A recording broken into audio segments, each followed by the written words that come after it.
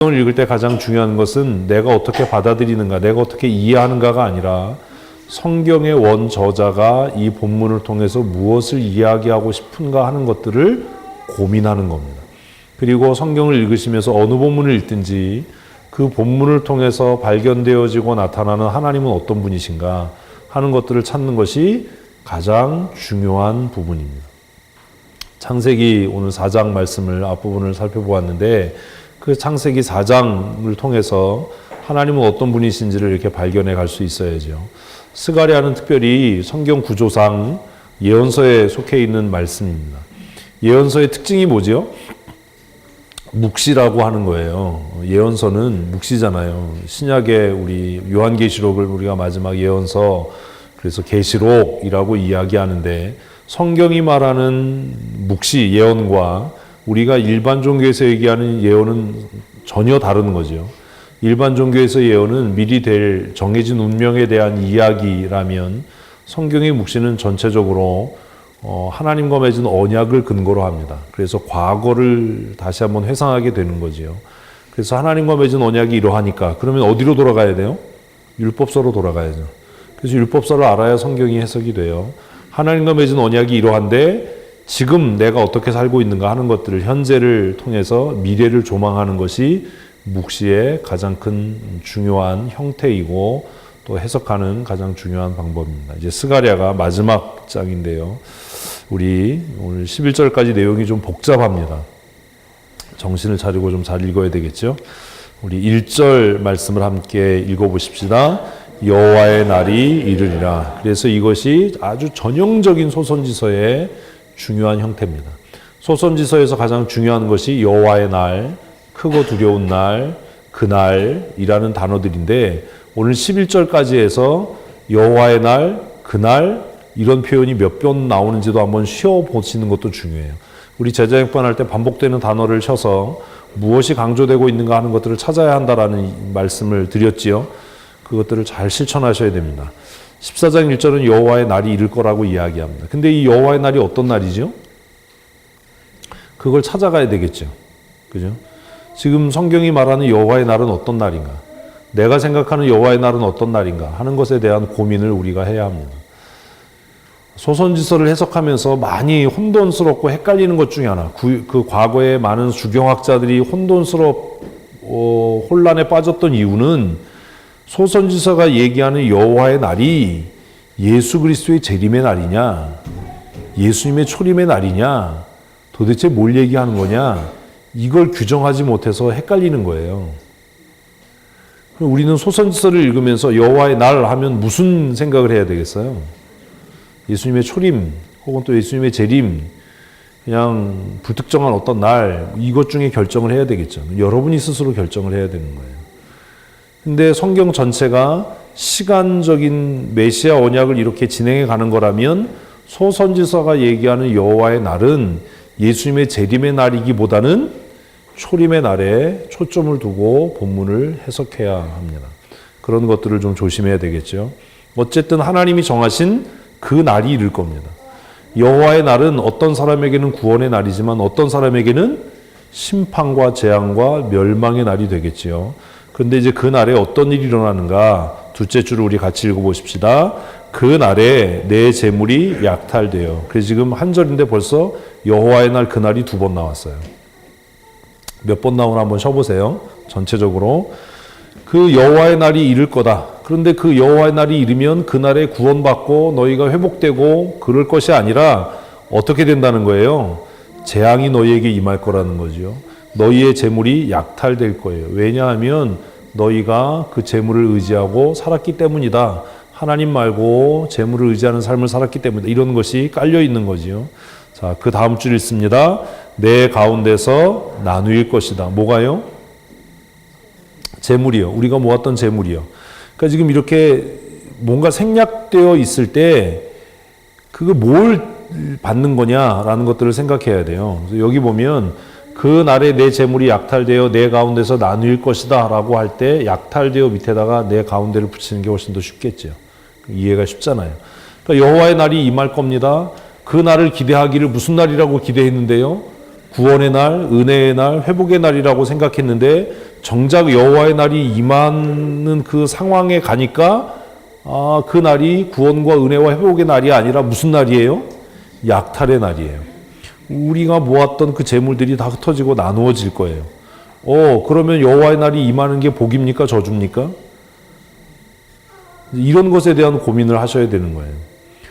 우리는 예수님이 재림하는 게 복이야 라고 그냥 일방적으로 생각하고 여호와의 날이 이르면 우리가 회복될 거야 라고 생각했는데 스가랴 마지막 장은 여호와의 날이 이를 거야. 그런데 그 날에 너희의 재물이 너희 가운데서 나누이게 될 거야 라고 1절을 시작하거든요.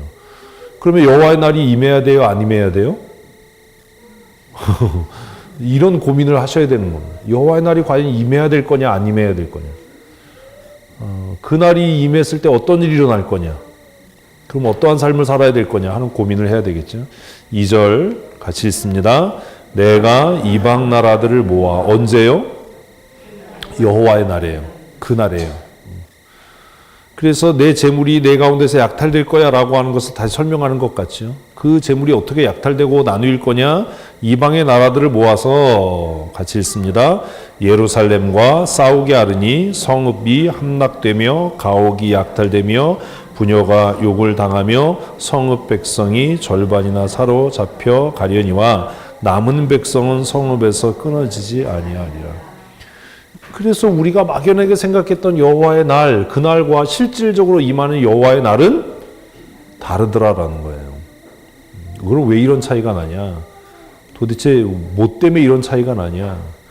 그래서 우리가 그냥 습관적으로 알고 있던 성경하고 성경의 내용을 진짜 살펴보면 너무나 다른 것들이 많아요.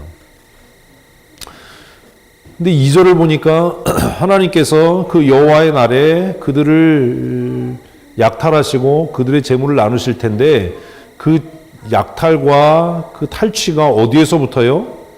예루살렘에서부터 시작이 되는 겁니다. 그러니까 하나님의 심판과 하나님의 재앙은 어디서부터 임해요? 자칭 하나님을 경외한다라고 했던 사람들이요. 스스로 경건하다라고 주장했던 사람들이요. 스스로 믿음이 있다라고 생각했던 사람들이요.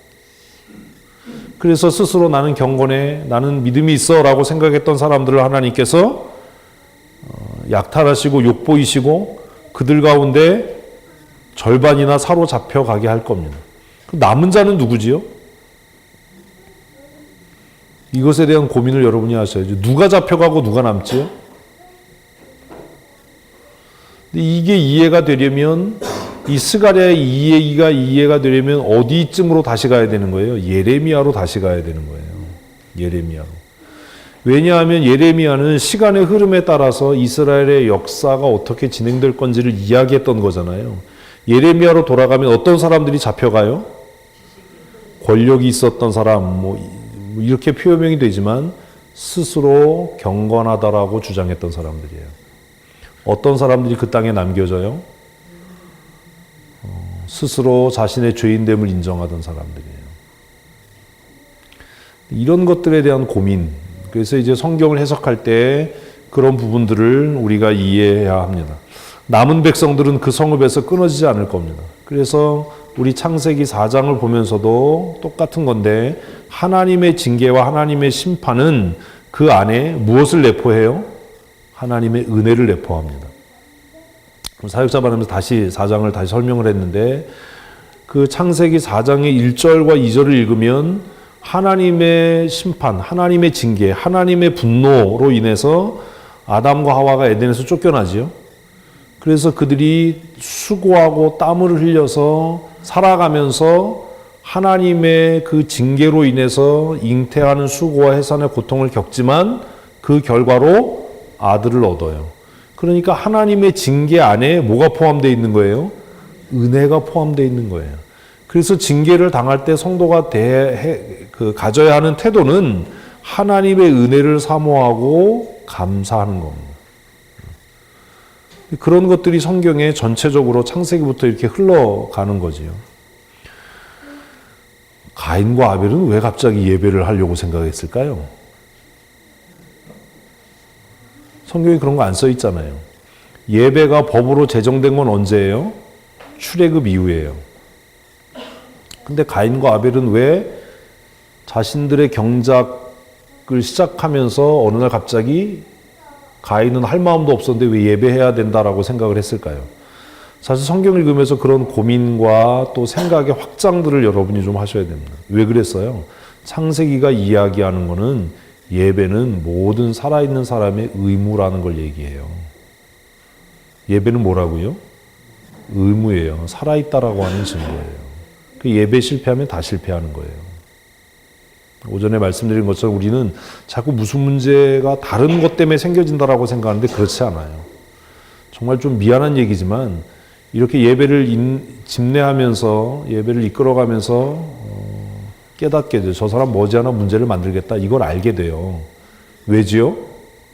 그 문제가 하루아침에 생겨지지 않아요. 뭐에서부터 보여진다고요? 예배의 태도요. 예배 태도요. 그 예배 태도만 보면 그 사람의 믿음의 정도, 믿음의 상태, 그리고 묵시가 이야기하는 것처럼 앞으로 그 사람이 어떠한 믿음의 삶을 살 거다라고 하는 것이 이렇게 가늠될 수 있거든요. 그런 것들이 우리가 성경을 읽으면서 좀 고민해 보아야 할 부분들 중에 하나입니다. 어쨌든 하나님의 크고 두려운 날이 임하게 될 겁니다. 그 날은 우리가 피하고 싶어도 피할 수 없도록 그렇게 임할 겁니다. 하나님의 크고 두려운 날이 임해서 하나님께서는 하나님의 백성, 자칭 하나님의 백성이라고 얘기했던 사람들과 싸우실 겁니다. 이것을 쟁론이라고 이사야는 이야기했습니다. 오라 우리가 서로 논쟁하자라고 이야기했던 것을 우리는 기억합니다. 3절을 읽습니다. 그때에 벌써 몇 번째 나왔어요? 이제 표시를 하셔야 돼요. 여호와의 날, 그날, 그때. 다 똑같은 말이죠. 그때 여호와의 날에 여호와께서 나가사 그 이방 사람들을 치시되. 자, 그러면 이제 1절부터 보면 여호와의 날이 임할 거야. 그날에 하나님께서 너희들 가운데 재물을 흩트고 나눌 거야. 그래서 하나님께서 예루살렘을 치셔서 그 땅의 백성들과 싸우실 거야. 그래서 그들이 절반 이상 포로로 잡혀가고 그 땅에 남은 사람들은 보존될 거야. 그런데 그때에 라고 하면 여기에 그때에는 똑같은 여호와의 날이지만 언제겠어요? 하나님의 백성들이 포로로 잡혀가는 그때. 그럼 왜 하나님은 그들을 잡혀가도록 하시죠? 이 14장이 스가랴 전체를 정리하는 거예요.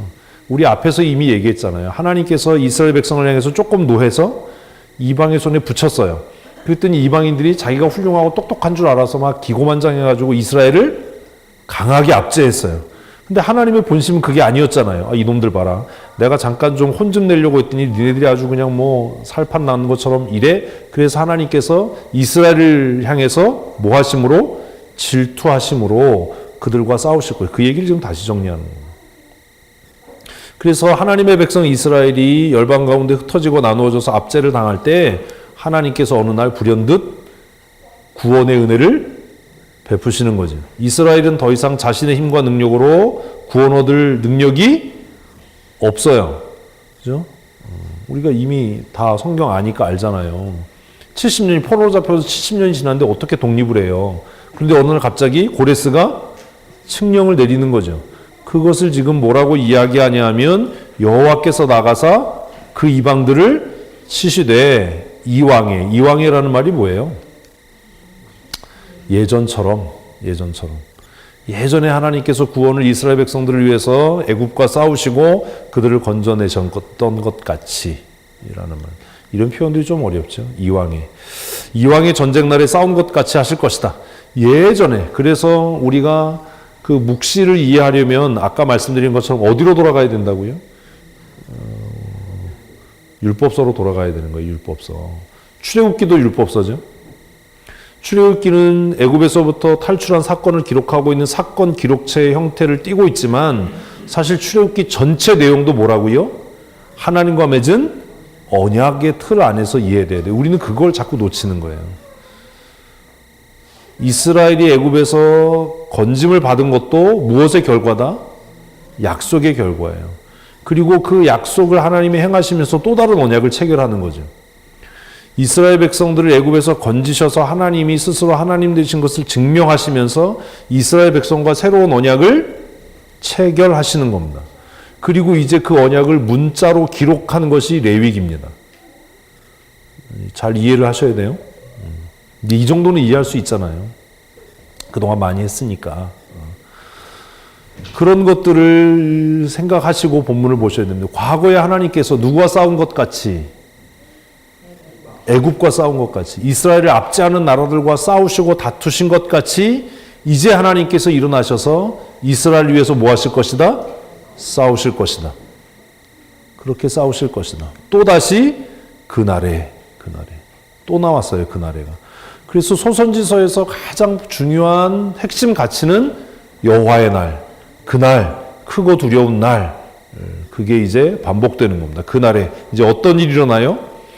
그의 발이 예루살렘 앞, 곧 동쪽 감람산에 설 것이요, 감람산은 그 한가운데서 동서로 갈라져 매우 큰 골짜기가 되어서 산 절반은 북쪽으로, 절반은 남쪽으로 옮기고.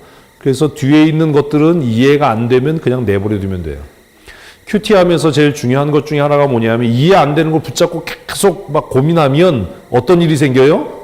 하기 싫어져요. 그러니까 그런 것이 있으면 이렇게 싹 묶어놓고 물음표 하나 해놓고 그냥 넘어가셔야 돼요. 자, 그날에 첫째 줄 뭐 문제 없지요? 그의 발이, 여기서 그의 발이 누구냐? 누구의 발이에요? 여호와의 발이죠. 3절에 보니까 여호와께서 나가서 싸우실 거잖아요. 그래서 그날에 하나님의 크고 두려운 심판의 날에 하나님께서 나가서 서실 거예요. 대장부처럼. 전쟁을 이끄는 장군처럼. 어디에 나가서 설 거예요? 예루살렘 앞. 그런데 그 예루살렘 앞이 어딘지를 이제 다시 설명하는 거죠. 아까 예루살렘을 대해서 하나님께서 싸우셔서 그 사람들을 흩으시고 나누셨는데 이제는 하나님께서 예루살렘 앞에 딱 버티고 서서 그 백성을 구원하실 거예요. 하나님께서 회복하실 거예요. 근데 그 예루살렘 앞이 어디냐? 그것을 곧이라고 하는 것이 한정지어서 설명하는 겁니다. 어디예요? 동쪽 감람산에 설 것이다. 하나님께서 해 뜨는 편, 동편에 서실 것이다. 성경에서 동쪽이 뭘 의미하는지를 우리가 이미 이해한다면 이건 뭐 설명할 필요도 없죠. 해 돋는 쪽에서 하나님이 서실 것이다. 그런데 그것이 감람산은 그 가운데서 갈라져서 뭐 어쩌고저쩌고 넷, 다섯, 여섯 번째 줄 이해가 안 되면 그냥 묶어놓으면 돼. 이게 뭐냐면 하나님의 위엄으로 인해서 그 산이 어떻게 된다라는 거예요. 그 갈라져 버린다는 거예요. 나누어진다라는 거예요. 흩어진다라는 거예요. 그러니까 세상의 권세와 권력들이 그 앞에서 무너질 것이다. 뭐 이렇게 해석해도 크게 잘못된 건 없어요. 이해가 안 되면 그냥 뭐 하면 돼요? 넘어가면 돼요. 그거 붙잡고 고민하지 마세요. 그거 막 또 찾아보려고 하지 마세요. 성경에 여러분 내가 모르는 거 누구도 몰라요? 남도 몰라요. 괜히 막 찾아보다가 이상한 거 찾아보고 이상한 것도 그냥 또 해가지고 뭐 그게 그런가 보다 그렇게 생각하지 말고 자연스럽게 이해될 때까지 기다리시면 돼요. 어쨌든 하나님께서 예루살렘을 구원하시기 위해서 나가서 그들을 위해서 싸우시고 그 앞에 딱 이렇게 버텨 설 때 모든 것들이 그 앞에서 무너져 내릴 거예요. 그 위엄과 권위 앞에 갈라져 버릴 거예요. 자, 5절. 그 산 골짜기는 아셀까지 이를 것이다. 그럼 5절은 뭐예요? 아까 4절에서 어떻게 된다고요? 감람산이 북쪽과 남쪽으로 갈라질 것이다. 옮겨질 것이다. 그리고 그것을 계속 설명하는 거죠. 자, 5절 계속해서 읽으면 돼요. 시작. 그 산 골짜기는 아셀까지 이를 것이라 너희가 그 산 골짜기로 도망하되 유다와 우시아 때에 지진을 피하여 도망하던 것 같이 하리라. 나의 하나님 여호와께서 임하실 것이요 모든 거룩한 자들이 주와 함께 하리라. 자, 그러면 이제 끝난 겁니다. 이제 통법으로 때려 맞추면 돼요.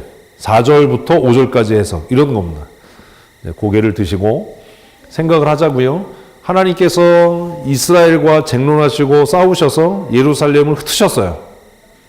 그래서 이방인들이 예루살렘을 이때다 그러고 막 압제됐어요. 근데 하나님께서 보시다가 이놈들 봐라. 내가 잠깐 야단 치려고 했더니 니네들이 힘을 내서 막 압제를 해. 그래서 하나님께서 어느 날 갑자기 화를 내시고 이스라엘을 위해서 싸우시는 거예요. 그래서 예루살렘 앞에 딱 하나님께서 쓰셨어요. 그랬더니 그 큰 산 그것이 어떻게 됐다고요? 북쪽과 남쪽으로 갈라졌어요. 머리로 그림이 그려졌죠? 그래서 그 산 골짜기가 어디까지 이르렀어요? 아셀까지 이르렀어요. 아셀이 우리는 어딘지 몰라요. 그런데 아셀까지 이를지라라고 이야기한 것을 보니까 그 골짜기가 어떻다는 거예요? 엄청나게 넓다는 거죠, 뭘. 통법으로. 그러니까 우리가 하면 하나님께서 봉이산 위에 앞에서 딱 쓰셨는데 봉이산이 쫙 갈라져가지고 남쪽과 북쪽으로 갈라져서 그 북쪽 끝이 어디까지 이뤘다? 철원까지 갔다. 이러면 이해되세요? 철원 너무 멀어? 화천까지 갔다고 할까요? 그러니까 그게 골짜기가 쫙 벌어졌어요. 응? 그런데 그 벌어진 이후에 어떤 일이 생겼어요? 하나님의 백성들이 그 골짜기로 피하는 겁니다. 그곳에서 그들은 뭐 할 거예요? 하나님의 보호하심을 받을 거예요. 근데 그 피하는 것을 어떻게 설명하는 거예요? 유다 왕 우시야 때에 지진을 피해서 다름질했던 것 같이 그렇게 달려가서 피할 것이다. 그러니까 무슨 얘기가 되는 겁니까? 열심으로 하나님을 의지하고 하나님께 피해라. 하나님께 피해라. 그러면 하나님이 어떻게 하신다? 너희 가운데 임하실 것이다. 모든 거룩한 자들이 그곳에서 주와 함께 할 것이다. 뭐가 어려워요? 정신만 차리면 안 어려운데. 이거를 막 그냥 통째로 한꺼번에 읽어놓고 이렇게 줄바꿈을 안 하고 통째로 읽어놓고 통째로 고민을 하는 거예요. 코끼리를 통째로 익히려고 그러면 잘 안 익어요. 어떻게 해서 익히면 돼요? 얇게 잘라가지고 점여가지고 익히면 금방금방 익어요. 승질 급한 사람이 그래서 먹기 좋은 요리가 뭐예요? 샤브샤브예요. 한번 넣어서 뒤집어서 먹으면 되잖아요. 성경 읽을 때 막 너무 이렇게 개념이 큰 거를 한꺼번에 읽고 나서 그걸 한 절 전체를 읽고 나서 한 절을 이걸 어떻게 요리를 하지? 이렇게 고민하지 말라는 거예요. 잘게 자르세요. 잘게. 그렇다고 또 아무 데서나 자르면 안 되고 칼을 넣는데 뼈가 있어서 안 잘라질 수도 있잖아요. 발골이 기술이죠. 뭔 소리라도 반응도 없고. 작은 단위로 최소의 개념 단위로 잘라서 그 앞뒤 관계를 생각하면서 해석하시면 별 무리 없이 성경은 쉽게 이해됩니다. 이제 그림으로 생각하니까 정리가 됐지요. 이스라엘을 압제하던 그 강력한 나라들을 하나님께서 그냥 한 번에 끝내실 거예요. 그 산이 갈라져서 이제는 하나님을 경외하는 사람들이 그곳으로 모여서 피난처를 삼을 거예요. 그 거룩한 백성들이 모일 때 하나님께서 그들 가운데 임재하실 거예요. 그래서 모든 거룩한 자들이 주와 함께 할 거예요. 이게 여호와의 크고 두려운 날의 또 다른 양상이에요. 자, 여호와의 크고 두려운 날의 첫 번째 양상은 뭐였어요? 심판이지요. 심판. 하나님의 징계. 그런데 그 징계를 통해서 자신의 거룩함을 말로가 아니라 행위로 증명해낸 사람들이 그 하나님의 크고 두려운 날에 하나님의 보호 아래 거하게 되는, 그래서 하나님의 크고 두려운 날의 양면성을 이야기를 하죠. 아씨 어려워. 하나님의 날이 한편으로는 뭐고요? 심판의 날이에요. 두려운 날. 근데 또 다른 하나님의 날의 또 다른 양면의 한편은 뭐지요? 구원의 날이에요. 하나님의 임재 안에 보호받는 날이에요. 그 5절까지예요. 자, 6절 다시요. 그날에는 또 남았어요. 그날에는. 그러니까 소선지서는 주구장창 뭘 우려먹는 거예요? 여호와의 날. 그러니까 이런 거죠. 제가 지금 이제 전화기를 갖고 왔어요. 전화기가 하나죠. 에? 근데 이 하나를 소선지서는 요쪽에서 전화기, 요쪽에서 전화기, 요쪽에서 전화기, 요쪽에서 전화기, 이쪽에서 전화기. 그걸 계속 그날에는 해서 하나님의 날의 다양한 면을 보여주는 겁니다. 이게 요한계시록의 패턴이에요. 요한계시록에도 3가지 패턴이 나와요. 첫째가 뭐지요? 죄송합니다. 3가지 나오죠. 첫 번째가 뭐예요? 인. 두 번째요. 순서는 틀려도 돼요. 두 번째요. 나팔. 세 번째요. 대접. 이 정도는 좀 그것을 그렇게 보는 겁니다. 세대주의자들은 이 3가지를 뭘로 보고요? 직선으로 봐요. 그런데 이제 신학적인 고민을 통해서 이 3가지를 어떻게 보냐면 하나의 하나님의 날을 어떻게 보는, 다각적으로 보는, 입체적으로 보는 것으로 해석을 해요. 이것을 직선으로 보게 되면 천년왕국이라고 하는 것에 이르게 돼요. 그래서 신천지나 또 구원파나 여호와의 증인이나 뭐에 목숨을 걸어요? 천년왕국이요. 아, 괜한 얘기를 하나 보네. 이 정도는 좀 아실 거라고 생각했는데 천년왕국에 목숨을 걸어요. 그러니까 천년왕국이 시작되기 전에 뭐가 있다는 거예요? 에이, 우리가 그렇게 무서워하는 휴거가 있다는 거잖아요. 그래서 그 휴거가 있고 난 다음에 전 3년 반과 후 3년 반의 7년 환란이 이런 얘기가 계속 이단들의 단골 메뉴잖아요. 이거는 요한계시록을 어떤 구조로 보느냐에 따라서 달라지는 겁니다. 제가 신학교 다닐 때만 해도 우리 교단도 역사적 전천년설을 옳다라고 생각하는 쪽이었어요. 역사적 전천년설은 세대주의 너무 깊이 가고 있나요? 세대주의 천년기와 별반 다를 게 없어요. 그래서 한국교회가 시한부 종말론에 취약한 점을 갖고 있는 이유가 뭐냐면 개혁교회, 보수교회가 가지고 있는 종말관하고 우리가 흔히 말하는 이단이라고 하는 사람들의 종말관이 어때요? 아주 비슷해요. 흡사하다고요. 그래서 다미성교에서 예수님 재림하시니까 7년 환란이 오기 전에 들림을 받아야 돼. 그게 거부감 없이 받아들여졌던 것은 한국의 장로교회가 갖고 있었던 종말관이 역사적 전천년설이라고 하는 쓸데없는 소리라는 것 같은 느낌이 왜 이렇게 들지?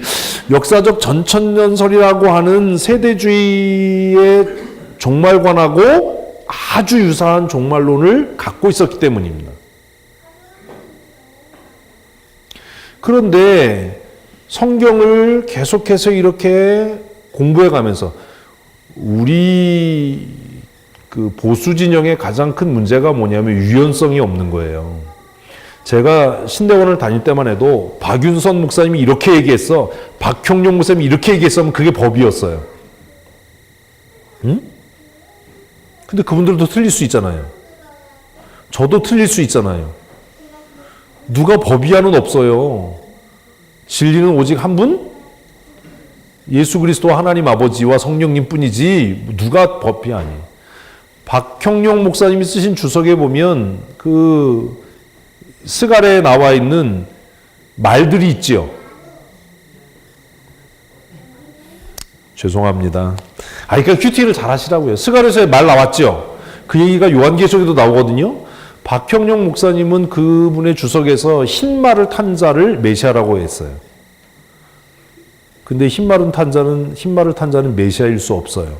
잘못한 거죠. 실수한 겁니다. 제가 그 얘기했다가 최 목사님한테 되게 혼났는데 불려가지고 네가 박형룡보다 나 이래가지고 제가 가만히 있었어요. 속으로는 박형룡 목사님이 틀렸는데요. 왜 틀렸는지 앞뒤 읽어보면 돼요. 뭐 신학적으로 고민 안 해도 돼요. 그래서 우리 교단의 종말관이 서서히 변해가기 시작했어요. 그래서 지금은 뭐예요? 무천년설을 이야기해요. 괜한 얘기 하는 것 같아. 이게 이해가 돼야 이게. 그래서 역사적 전천년설을 따르다가 이제는 뭘 얘기한다고요? 무천년설이다. 요한계시록에 나와 있는 천년왕국, 천년혼인잔치라고 하는 것은 무엇을 상징하는 것이다? 교회시대. 교회시대. 우리 참 이게 심각한 거예요, 사실. 이 정도는 그냥 기본적으로 이렇게 알고 사실 있어야 되는 건데. 그래서 신학의 흐름도 시간이 지나가면서 바뀌어요. 그래서 목사님들이 계속 공부해야 되는 이유 중에 하나가 그건데, 목사님들 서재에 가보면 막 한 50년 된 책도 꽂혀있고 막 이러잖아요. 그 제가 신학교 다닐 때, 대학원 다닐 때 이렇게 보니까 무천년설이 맞아요. 근데 학교에서는 뭘 가르치고 있었어요? 역사적 전천년설을 가르쳤거든요. 후천년설도 있어요. 후천년설은 뭐 잘못된 것이 틀림이 없으니까. 어쨌든 이 이야기를 이해하려면 천년기 왕국에 대한 것들에 대한 고민을 함께 할 수밖에 없어요. 지금 스가랴가 이야기하는 여호와의 크고 두려운 날, 소선지서 전체가 왜 자꾸 여호와의 크고 두려운 날을 이야기하냐 하면 그 여호와의 크고 두려운 날이 그냥 한 점으로 콕 찍혀서 임하는 게 아니라 어떻게 임한다고요? 입체적으로 임하기 때문입니다. 여러분은 지금 저를 보시지요? 입체로 봅니까? 평면으로 봅니까? 거짓말 하지 마세요. 여러분이 무슨 입체로 봐요? 제 뒤통수 보이세요? 우리가 성경을 읽으면서 이런 고민을 안 한다는 겁니다. 성경은 하나님의 뜻을 글로 썼습니다. 글은 입체입니까? 평면입니까? 평면이죠. 텔레비전은 입체입니까? 평면입니까? 평면이죠. 아니, 앞에 탤런트 얼굴 보면서 뒤통수 보이냐고요. 우리가 그런 거예요. 이 사물이 지금 입체죠. 그런데 우리가 볼 수 있는 건 뭐밖에 없어요? 단면밖에 볼 수 없어요. 우리는 이걸 자꾸 착각하는 거예요. 사람들도 입체지요. 근데 우리가 보는 건 그 사람의 뭐만 봐요? 한 면만 보는 거예요. 그 사람의 한 면을 봤을 때 그게 이단적이라면 그 사람과의 관계를 끊어야 되는 거예요. 근데 우리가 그 사람의 어떤 한 면을 봤는데 그게 이단이 아니고 그냥 정서적인 문제, 감정적인 문제라면 아직도 여지가 남아있는 거예요. 이해되세요? 이게 이해가 돼야 돼요. 그래서 분간해야 되는 거예요. 이 사람이 총체적으로 나쁜 사람인지 아니면 한 단면의 문제가 있는 건지 이해되셨어요? 지금 소선지서가 여호와의 크고 두려운 날을 이야기하면서 호세아부터 시작해서 이 이야기를 하면서 여호와의 크고 두려운 날을 설명하기가 너무 방대한 거예요. 그 날이 그냥 한 점처럼 임하는 게 아니라 여호와의 날이 너무나 다양한 방식과 다양한 형태로 임하는 거예요. 그러니까 모든 소선지서가 여호와의 크고 두려운 날에 대해서 쓰면서 어떻게 쓰는 거예요? 내가 본 한 면을 부각시켜서 쓰는 거예요. 네? 근데 스가랴서는 이제 소선지서의 마지막이잖아요. 아닌데요. 말라기 있는데요. 말라기는 조금 다른 얘기니까 말라기는 왜 망해야 되냐 이걸 얘기하는 거잖아요. 이제 스가랴가 소선지서의 마지막으로 여호와의 크고 두려운 날을 정리하면서 스가랴는 애쓰고 있는 거예요. 뭐 어떻게 애써요?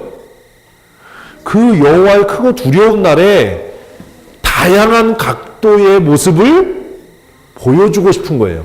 근데 우리는 이걸 어떻게 읽는다고요? 단면으로 읽잖아요. 그러니까 이게 헷갈리는 거예요. 어디까지가 똑같은 얘기고 어디까지가 새 얘기인지를 몰라요. 이것처럼 요한계시록도 아까 세 가지 뭐요? 인, 나팔, 대접이 일직선의 얘기냐 아니면 여호와의 크고 두려운 날처럼 하나의 이야기를 각각의 측면에서 설명한 거냐 이것을 어떻게 보느냐에 따라서 성경 해석이 달라지는 거예요. 이해되셨어요? 이거 이해되셨으면 진짜 천재예요. 왜냐하면 지금 이런 공부를 하는 게 대학원 과정이에요. 신대원에서. 근데 이것도 다 가르치지 못해요. 왜냐하면 신대원에 오는 학생들이 일반대 출신들이 많기 때문에 여기까지 고민을 못 가요. 그냥 사실만 가르치기도 벅찬 거예요. 그러니까 이게 배우고 나와서 자꾸 딴소리를 하는 거예요. 나를 신대원 원장을 시키면 일반대 출신들 안 뽑을 거예요. 학부에서 신학을 전공한 사람들만 뽑을 거예요. 이 고민을 못 하는 거예요. 왜 소선지서가 여호와의 크고 두려운 날이라고 하는 그냥 한 단어, 여호와의 크고 두려운 날이라고 하는 한 단어를 가지고 이렇게 다양하게 설명할 수 하는가? 왜 이렇게 복잡한 얘기를 하는가? 이미 스가랴도 반복되는 것 같지 않으세요? 하나님께서 심판하고 회복했는데 또 심판이 또 나와. 그것도 회복했는데 또 심판이 또 나와. 왜 그러는 거지? 뭐예요, 그러면? 다른 각도를 설명하는 거예요. 얘를 설명하자고, 얘를. 그래서 제가 이걸 갖고 왔어요. 얘가 갤럭시잖아요. 노트5거든요. 아직도 노트5를 쓰냐고요? 앞으로도 1년 더 쓸 거예요. 이 앞쪽을 설명했어요. 다 설명한 건가요? 아니죠. 이쪽도 설명해야죠. 여기 보니까 카메라가 있고 센서가 있고 홈 버튼이 있더라. 그죠? 나 갤럭시 노트5 다 설명했어. 이거 아니잖아요. 눕히니까 뭐가 있더라? 스피커가 있고 충전 단자가 있고 이어폰 단자가 있더라. 아, 여러분들은 한 번도 전화기를 이렇게 본 일이 없어서 뭐가 있는지를 모르시는군요. 그리고 조그만 구멍이 있는데 이거 리셋 버튼이 있더라. 여기를 누르니까 뭐가 나오더라? 펜이 나오더라. 이런 거죠. 다 설명했나요? 아니잖아요. 이쪽 설명해야 되잖아요. 여기도 버튼이 뭔가 하나 있더라. 설명서 보니까 전원 버튼이더라. 얘를 누르면 켜지더라. 꺼지더라. 그리고 돌리니까 이쪽에도 뭐가 있잖아요. 여기 구멍이 있어요. 누르니까 유심이 빠지더라. 내가 이걸 왜 설명하고 있지? 이쪽으로 돌리니까 버튼이 2개 있더라. 볼륨 버튼이더라. 다 했나요? 여기도 해야죠. 그죠? 다 했나요? 뜯어야죠, 이제. 뭔 얘기인지 아시겠어요? 성경이 이런 구조로 쓰여져 있는 거예요. 여호와의 크고 두려운 날을 이야기하면서 껍데기를 설명했어요. 앞, 뒤, 위, 아래, 양옆. 그 다음에 이제 어떻게 해야 돼요? 속으로 들어가야 되잖아요. 이거 뜯어내면 뭐 있겠어요? 여기 큰 액정이 있을 거고, 기판이 있을 거고, 메인보드 기판이 있을 거고, 그 다음에 보나마나 뭐 있겠어요? 제일 큰 배터리가 있겠죠. 근데 우리가 이거 뜯었을 때 배신감 느끼는 게 뭐예요? 배터리가 메이드 인 차이나, 이런 뭐 이런 거잖아요. 물론 뜯어볼 일이 없어서. 성경도요, 똑같이 그렇게 쓰여진 거예요. 여호와의 크고 두려운 날이라고 하는 큰 테마를 하나 정해놓고 우리는 그걸 그냥 이렇게 쭉 설명하면 될 것 같은데 얘를 입체적으로 설명을 하는 겁니다. 여호와의 크고 두려운 날은 이렇게 임하는 거야. 여호와의 크고 두려운 날에 소갈맹이 이런 거야. 만두를 샀어요. 다 똑같은 만두인가요? 찢어봐야 알죠. 찢어봤더니 뭐가 들었어요? 고기가 들었어요. 무슨 만두? 고기 만두. 김치가 들었어요. 무슨 만두? 김치만두. 아무것도 안 들었어요. 뭐예요? 불량품. 뭐 이런 거잖아요. 기계가 미친 거죠. 밀가루만 들었어요. 이제 스가랴가 끝나니까 이 얘기를 드리는 거예요. 소선지서의 고민이 그거예요.